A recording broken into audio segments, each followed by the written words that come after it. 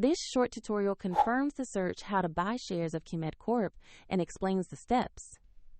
Chemed operates hospice care and home services. It trades on NASDAQ under the ticker CHE, and this is educational content, not financial advice. You need a broker to trade stocks, and I use eToro as an example to show the process. After registering, you must verify your account, usually with an ID document, and add funds before you can buy.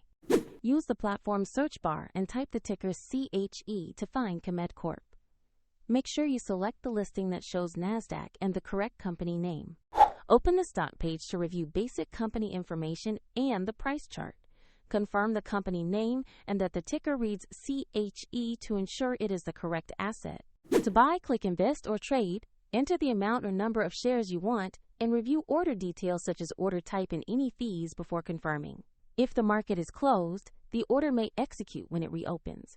And if you lack sufficient funds, the platform will prompt you to add money before the purchase completes. After the trade, the position will appear in your portfolio where you can monitor it. Check the description below for a helpful link to eToro if you want to follow the same example.